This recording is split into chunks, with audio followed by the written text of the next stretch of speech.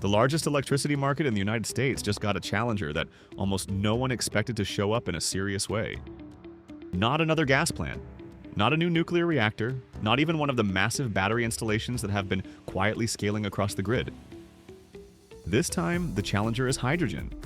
And not as a concept, not as a pilot buried in a press release, but as a real power supply strategy being positioned inside one of the most competitive electricity markets in the world. What makes this moment different is that Plug Power is now targeting grid-scale hydrogen power supply within the PJM Interconnection market. Which means hydrogen is no longer just trying to prove it works in isolation. It is stepping directly into a system where it must compete, perform, and survive under real operational pressure. To understand why this matters, you have to understand what PJM represents. This is not just another regional grid operator. It is one of the most sophisticated electricity markets in existence, coordinating power for more than 65 million people across multiple states. Every megawatt that enters this system is evaluated continuously based on cost, reliability, responsiveness, and availability. This is a market that does not reward ambition or future potential. It rewards performance. Gas turbines have dominated here for decades because they can deliver power exactly when needed without hesitation. Nuclear provides stability. Batteries are increasingly competitive, especially for short-duration balancing. But the system still has a gap, and it is a gap that becomes more visible as renewable energy continues to scale. The problem is not that renewable energy cannot produce electricity. Solar and wind have already proven that they can. The problem is that they do not produce electricity when the grid needs it most. Solar fades in the evening when demand is rising. Wind can disappear during critical weather events. Batteries can help smooth these fluctuations, but most grid-scale systems are designed for a few hours of storage, not multiple days. This is where the system begins to strain. During prolonged heat waves or cold snaps, when renewable output drops and demand remains elevated, the grid still turns to dispatchable power sources to maintain stability. Today, that role is largely filled by natural gas. The question now is whether hydrogen can begin to compete in that same role. What Plug Power is attempting is not simply to generate hydrogen, but to integrate hydrogen into the power system as a dispatchable energy source. The process begins with electrolysis, where electricity is used to split water into hydrogen and oxygen. If that electricity comes from renewable sources, the hydrogen produced is considered low carbon or green. That hydrogen is then stored, sometimes in pressurized tanks and potentially in large-scale geological formations, allowing energy to be held for extended periods without the degradation issues associated with batteries. When the grid needs power, the hydrogen is converted back into electricity using fuel cells or turbines, providing a controllable source of energy that can be dispatched on demand. On the surface, this looks like an elegant solution to one of the most difficult problems in the energy transition. It creates a pathway to store excess renewable energy and release it when needed, potentially covering the multi-day gaps that batteries cannot economically address. But once you move from concept to reality, the physics of the system begin to impose constraints that cannot be ignored. Producing hydrogen through electrolysis requires significant amounts of electricity. Converting that hydrogen back into electricity introduces additional losses. When you look at the full cycle from electricity input to electricity output, the efficiency is much lower than competing storage technologies. This is one of the most frequently cited criticisms of hydrogen, and it is not without merit. However, focusing only on efficiency can be misleading when evaluating grid-scale systems. The real question is not simply how much energy is lost, but how much value is created. If the electricity used to produce hydrogen would otherwise be curtailed or sold at very low prices, then the effective cost of that input energy is minimal. In those conditions, efficiency losses become less important than the ability to store large amounts of energy over long periods. Hydrogen's advantage is not that it is efficient, but that it scales differently. Adding more storage capacity does not require duplicating the entire system.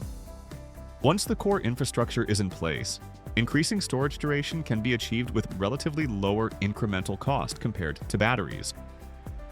Despite this, hydrogen still faces a fundamental challenge when entering a market like PJM.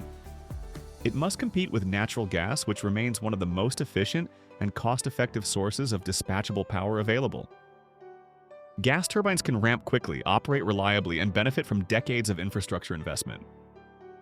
Pipelines, storage facilities, and supply chains are already established, allowing gas plants to deliver power at a cost that hydrogen currently struggles to match. This is where the economic tension becomes clear. For hydrogen to succeed in this environment, it cannot rely solely on its environmental advantages. It must also find a way to compete on cost or provide additional value that the market recognizes. One of the factors that could shift this balance is the structure of capacity markets within PJM.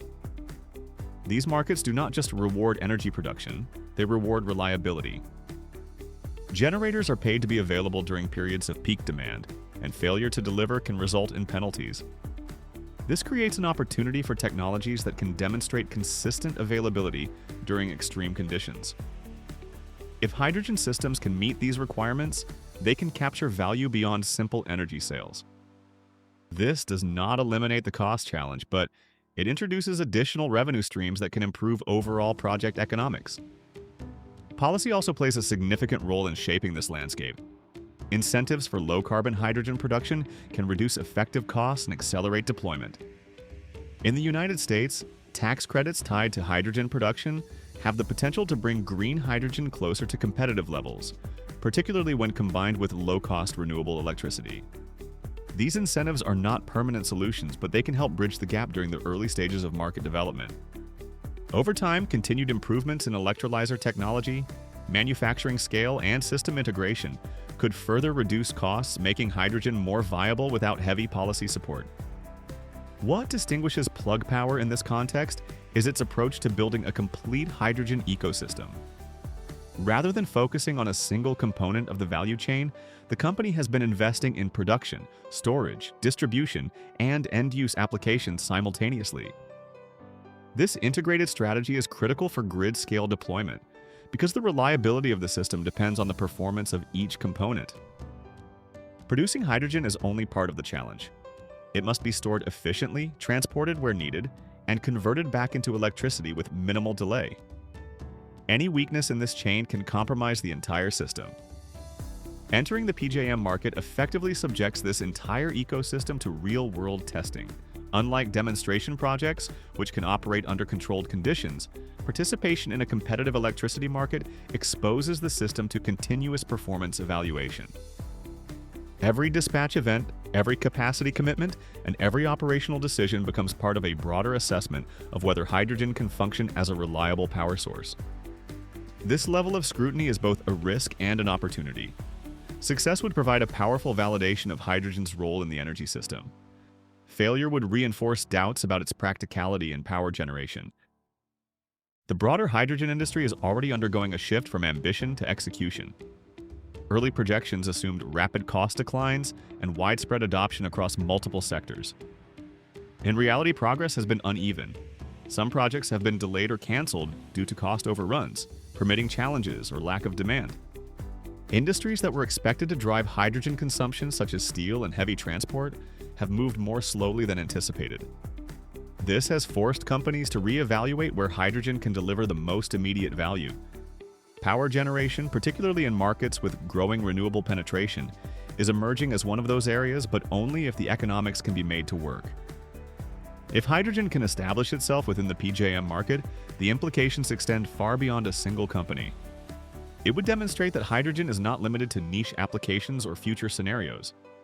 It would show that it can operate within existing energy systems, providing flexibility and reliability where it is most needed.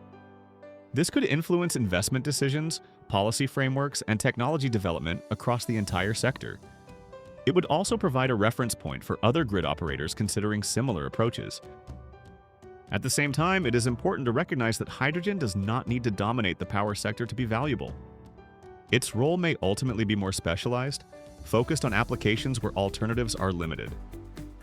Decarbonizing industrial processes, producing sustainable fuels, and enabling long-duration energy storage are all areas where hydrogen offers unique advantages. The outcome of the PJM experiment will help clarify where hydrogen fits within this broader landscape. What we are seeing now is a transition from theory to practice. Plug Power is moving beyond building infrastructure to testing how that infrastructure performs under real market conditions. The PJM market is not just another opportunity. It is a proving ground that will determine whether hydrogen can function as a competitive energy resource. The results of this test will shape perceptions, influence strategies, and ultimately determine how hydrogen is integrated into the future energy system. The question is no longer whether hydrogen can be produced or stored. Those challenges have largely been addressed. The question now is whether it can compete in the environments that define modern energy systems. Can it deliver power when needed, at a cost that markets can support, and with the reliability that grid operators require? These are the conditions that will determine its future. And as hydrogen steps into one of the most demanding electricity markets in the world, we are about to find out whether it can meet them.